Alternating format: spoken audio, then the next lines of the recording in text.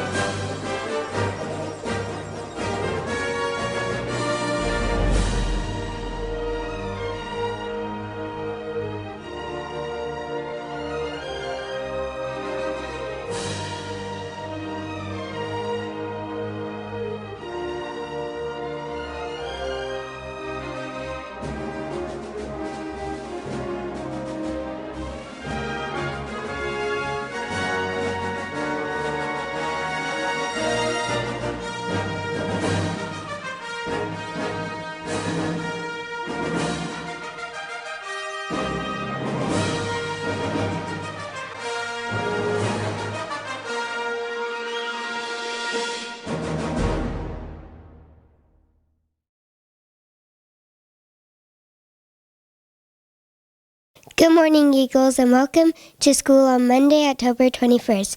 Let's start off the week with the Pledge of Allegiance.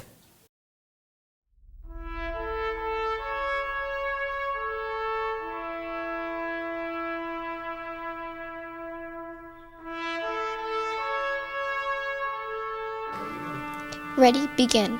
I pledge allegiance to the flag of the United States of America and to the republic for which it stands, one nation, under God, indivisible, with liberty and justice for all.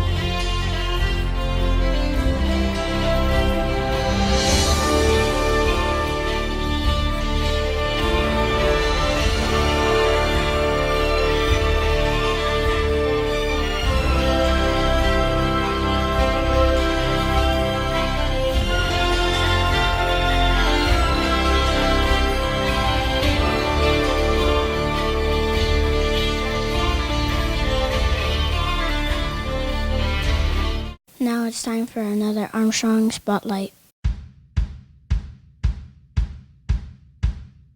Mail is just like writing what you see about other people on a piece of paper. Like showing, like saying what you see good in them, like their personality on the outside.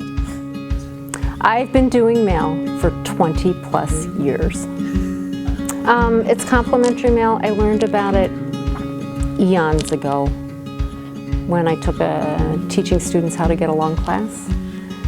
And it was all about building community and, you know, positive begets positive.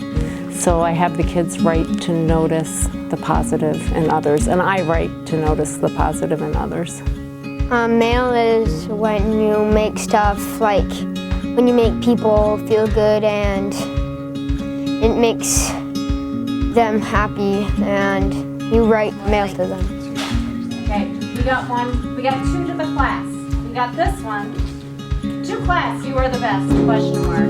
And then we got this one. Dear class, you are great at being kind. We are working on giving less negative attention. Fondly, question mark. Which one's better? Pink or blue? Some kids want to write mail to everybody, which is lovely. But to notice specific things about 26 of your classmates is hard within a week's time. And so a lot of the letters just started sounding the same. You're a good friend because you play with me. And if you say that to 8 different people, it loses its effectiveness. So we're working really hard on being specific and that it's quality over quantity. And sometimes people have said, well, what happens if somebody doesn't get mail? I'm like, they don't get mail. There are weeks when I don't get mail. There are weeks when I don't have a chance to write mail. And a lot of times at the beginning, kids will say, I didn't get any mail. And I'll look at them and say, how many pieces of mail did you write? Because positive begets positive. So you have to be an active participant in order to receive the benefits of it. Well, at the beginning of the year, I model a letter to one of my coworkers for them, and I model a really poorly written letter, and I model a really well-written letter, because we talk about compliments from the heart and compliments that touch your heart instead of just, I like your shirt or your hair is great, that kind of thing. And then I have a bunch of gel pens and special crinkly cut scissors where they can make their own stationery out of scrap paper, basically. Anytime they have free time during language arts, they're allowed to write mail. Yeah, because we used to write you're a good friend, fondly this person. But now we write, you're a good friend because blah, blah, blah. Makes me feel like what I am, but better. Like I'm a better person than I usually am. It's interesting because when our mailbox is empty, our class gets this negative vibe, and when the kids notice the positive in each other, our classroom has a much happier feeling. People have mentioned when they walk into my room, they like the feel of my room, because we're helpers. We're a community of helpers, and we want to help and not hurt.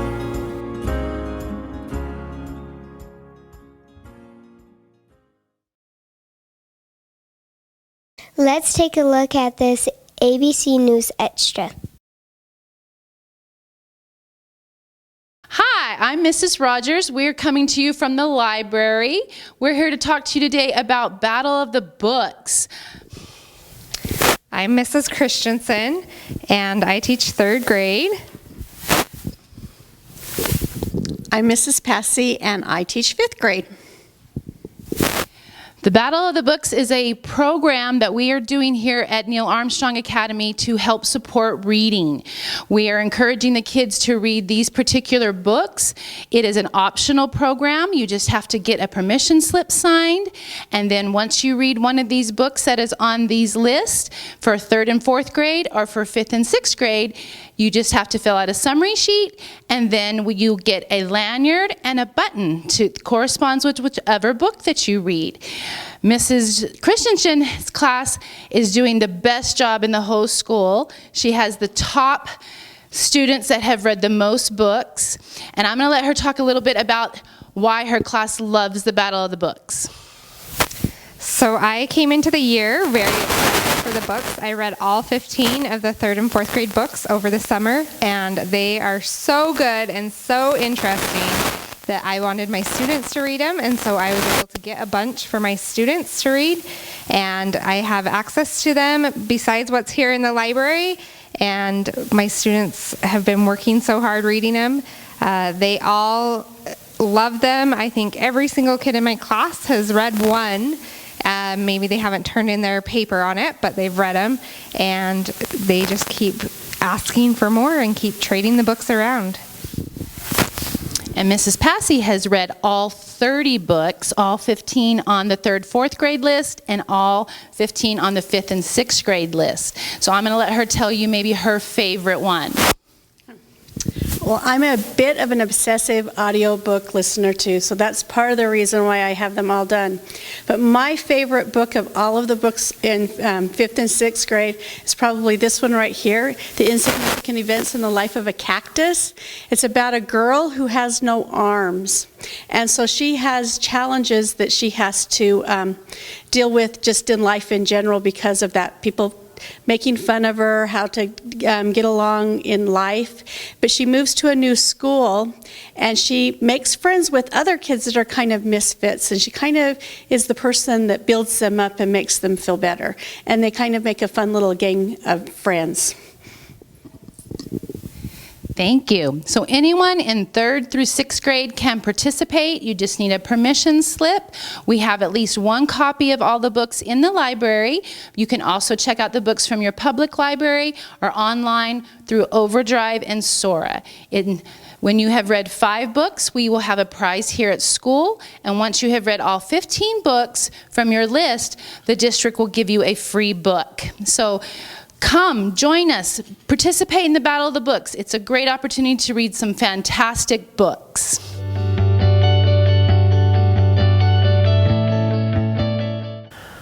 Hello, Armstrong families. It is I, Mr. Sorensen, coming to you with a message about cold weather.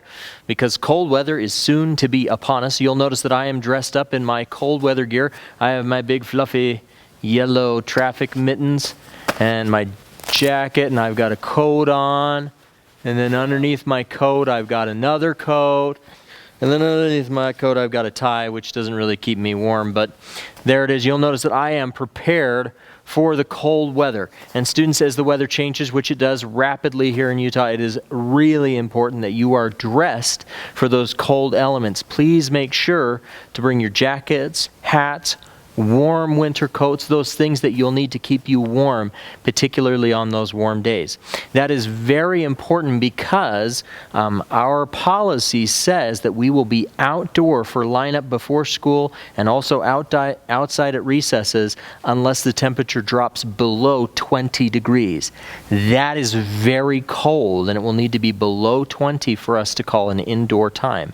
So we just trust students to be prepared and to be clothed appropriately for those cold temperatures. And if you're moving around and playing and you're dressed in appropriate clothing, then 20 degrees, anything warmer than 20 degrees is plenty comfortable to be outside. But we would like you to be prepared, so please make sure to bring those things.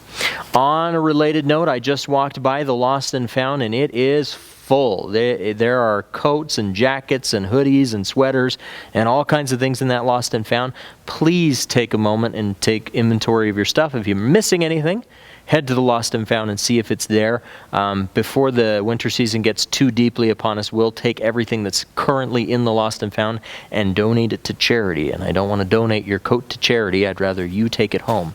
So please head to the Lost and Found and check to see if any missing items are there. Now, you'll notice I'm talking about cold weather, but I'm actually here in our gym. Last thing I need to talk to you about is that there are some small changes to our procedure for indoor days here in the gym. There will be, the next time we have an indoor day, there will be cones that will be lined up here, and we will ask students to come in and sit on the cone that is labeled with your grade level. So it'll be 1st grade, 2nd grade, 3rd grade, 4th grade, 5th grade, and 6th grade, and we'll come and ask you to sit in a line in your grade level behind that cone, and then when teachers come down to get students, they can take them by grade level up to their grade level hallways. So please come in and sit by grade level. We'll have a film or a movie of something playing up on the screen so that it will occupy your time, and we'll keep everybody in here nice and warm if it's too cold or if it's raining or something. That'll be our new procedure. Now, we will not have a cone in here for our kindergartners. We're going to ask for our kindergartners to be out in the front foyer in our learning space in that front foyer. That is because it's a little overwhelming for our little kindergartners to be in here with, 700 and something kids. It just gets very loud and noisy in here, and we'd like to keep our kindergartners in a slightly safer location out there in the front foyer. Now, last thing I need to talk about is parents. Parents, we would ask you on days when it's cold or raining or inclement weather, when we have to bring the students inside, we would ask you to please say goodbye to them at the door. I know you would love to come in with them and be with them in that morning time, but we're trying to secure our building as part of our new security upgrades, and that means we do not want any adult in the building unless they've checked in first at the front office. office and gotten a visitor badge. And so we would ask you to respect that and not come into the building with your students unless you're invited to do so or unless you checked into the office to get a visitor badge. For the time being, that will not apply to kindergarten parents out in the front foyer. Parents of kindergartners, you are allowed to be in that front foyer area because that's an open area, but we would like to have no parents in the gym unless they have a visitor pass. Thank you so much for your help while we're getting these changes implemented. Please ask your teachers if you have any questions, and hopefully we won't have too many indoor days. Hopefully it'll be mostly sunshine and warmth, and even if it's a little cold, hopefully we'll bundle up and be prepared for those cold temperatures. Have a great day, Eagles. That's it for us. Thanks for watching. This is ABC News.